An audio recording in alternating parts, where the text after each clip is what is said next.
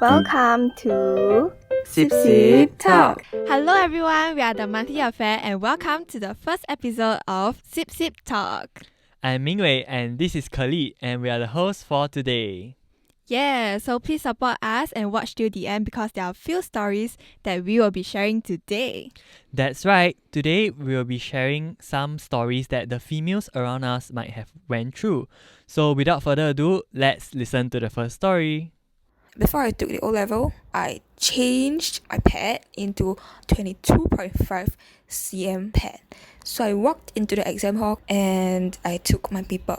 After I finished, I had to walk out of the exam hall with around 200 people still at the exam hall. So they could see every movement I was doing. So I talked to my teacher after walking out of the exam hall.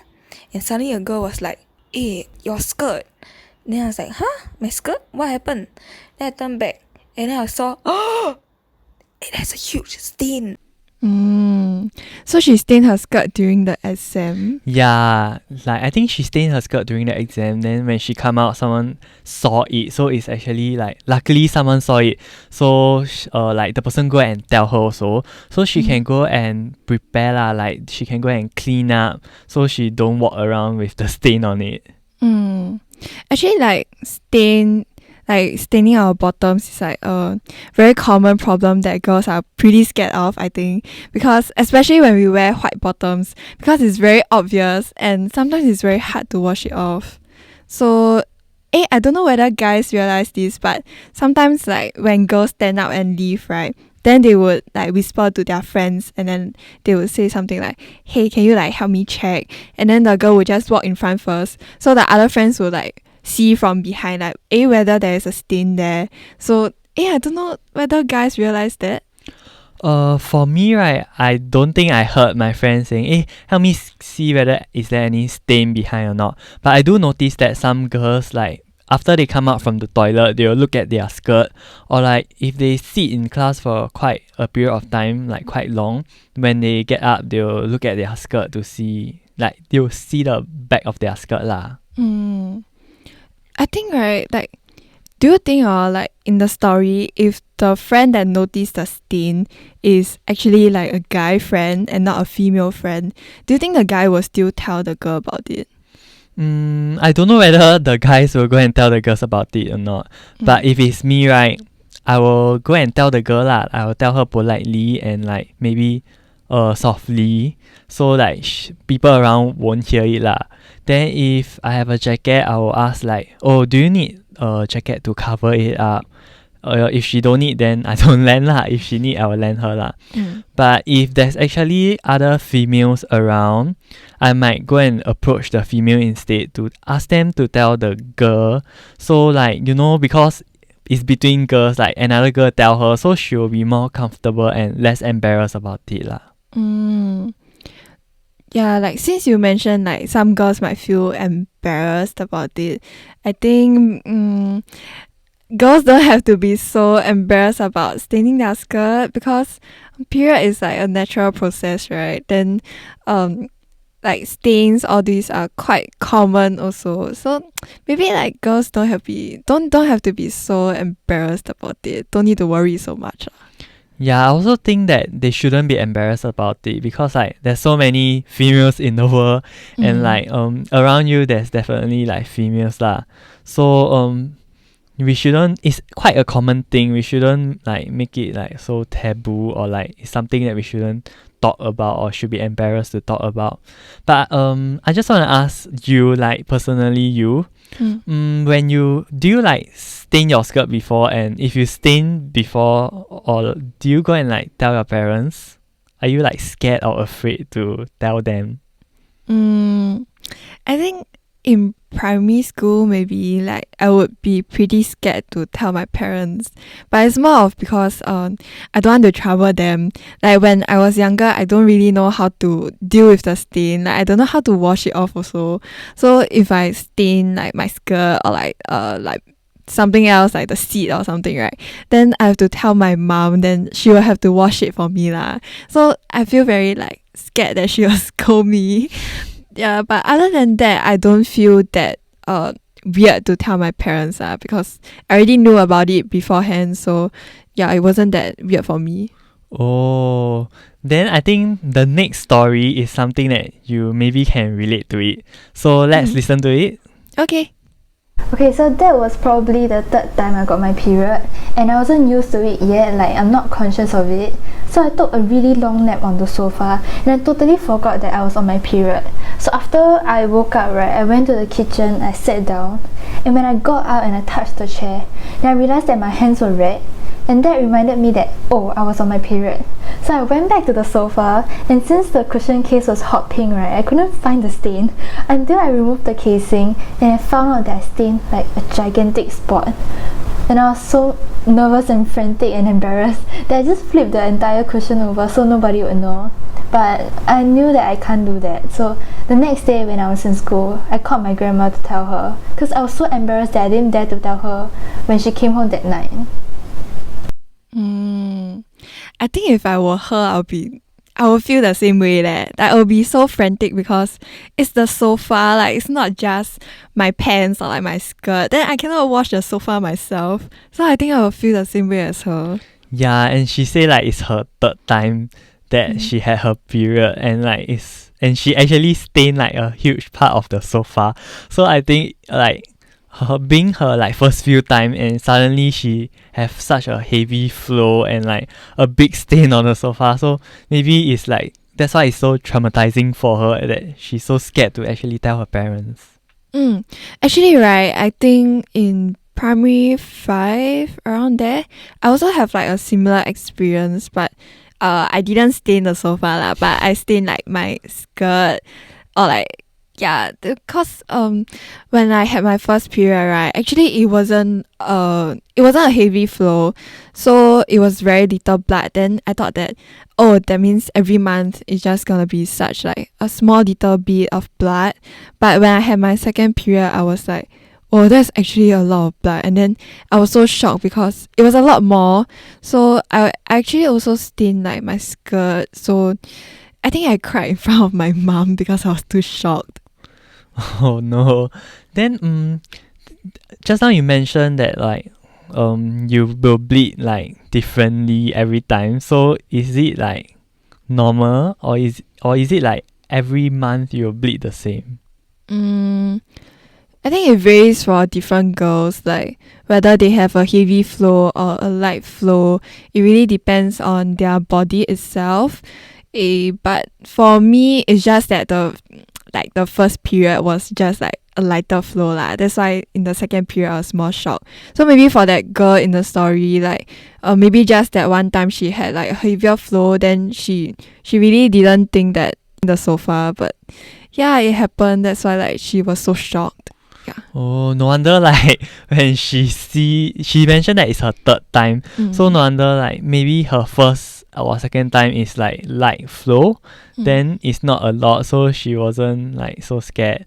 Then her third time it was suddenly like maybe it's a very very heavy one, so that's why she's so scared. But other than staining skirt, like there's actually like many other more first period or first few time your period experience. So let's move on to actually hear about the story of someone else's first period experience. Okay. During the later parts of P4 or the early parts of P5, I got my first period. And it was before they started teaching sexuality education about all this stuff. So I didn't know what was happening to me. When I saw got blood, I thought I was gonna die because I went to search Google. All sorts of things come out. And then I was just very scared lah. I didn't dare to tell my parents also. So I tried to hide it lah. Then I put tissue on my underwear and then went to school like that until like I think about 2 days later I was in the toilet lah. Then my mom just barged in and then she just saw the blood, right? Then I just cried lor. Very stupid. Oh, I think it's quite scary for her like, because like she don't even know what is period, and like no one actually tell her about it, or like, and she never like go and seek help. Then it's quite traumatizing for her. Yeah, then when she searched online, she like found very weird answers to her question. So like it made her even more worried because she thought that she was sick, like she thought that she was going to die. Yeah. Yeah, that's kind of funny. Like sometimes I will also Google like if I have these symptoms, I will Google and then it comes out all sorts of weird things. Then it's like, am I supposed to trust them? So everyone should start following us because you'll be able to gain more information from us. Yeah. So back to the topic. Then shouldn't the girls actually like about their what is period and like how to properly like take care of themselves during their period at a much younger age, so that when they actually like first experience it, they won't be so traumatized or scared? I think a lot of girls have their period in like primary school, so around P4 or P5. Then I think it's very important that they know about period lah, because they should at least know that it's going to happen, because if they are not mentally prepared, then like the girl in the story, like they will be very scared to see like a lot of blood at once. So yeah, I think it would be good if primary school girls can learn more about period as well. Oh, then where do you actually learn about all this stuff, like all this like period stuff from? I think mostly from my mom. Oh, so your mother actually taught you how to wear a pad and how to properly dispose it? Yeah, like she actually told me I should wrap the pad with like tissue before I throw it in the bin, because like that way it wouldn't stick to the bin, then yeah, it will be easier for the cleaner to clean the bin. Yeah. Oh, you know why I asked you? Oh, why? Because the next story is actually about like something about the disposed pad, but it was not properly disposed, and yeah. So I think we listen to it first, then we will comment on it. Okay. When I was in primary school, I saw a pad like on the staircase. I don't exactly remember what happened because it was so long ago. But then I just remember like everyone just looking at it so weirded out, even me, because like the stain on the period. So I was just wondering like how we got there. Actually, how did the pad even appear at the staircase? Like, shouldn't it be thrown away? I honestly don't know. That's why I asked you, like, do you actually learn on how to like properly throw away your pet? Like personally, I learned from my mom, so I know about it. But maybe those girls were playing a prank. If not, I'm not sure why they would throw it at the staircase. And it's very important that they actually like throw it away properly, because if they just leave it around, it could be like a suitable environment for germs to grow, and then there could also be odor that comes with it. So they should have been more considerate. Yeah, I think like they should be more considerate to the people around them. Like some people might be uncomfortable seeing like a used pad just lying around, like even in like public areas, like just the staircase, like random people will walk by. And like it's also quite difficult for the cleaners because they have to like clean so many stuff, and they still have to go and clean the pad that was at the staircase. And just now you mentioned something that I also agree, which is personal hygiene. I think that like everyone should have like, they should know how to at least throw something away. Even if they don't know how to properly wrap it, they should at least throw it in a rubbish bin, right? Yeah, so I think overall the stories today is quite beneficial, like at least for me lah, because I get to know more about the females around me, like little things that they might have experienced that we as a male don't know about it. And I think the stories are very relatable for girls.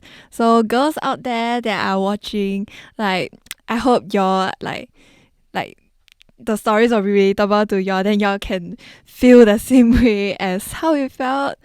Yeah.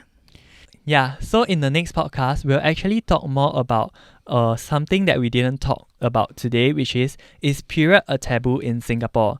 So if you are interested and keen to find out, do stay tuned to our IGTV. And do remember to follow us at The Monthly Affair for more juicy and beneficial content about period. Thank you for taking your time to listen to our podcast. And see you in the next one. Bye Bye. bye. Even if they don't know how to properly wrap it, they should at least throw it in a rubbish bin, right?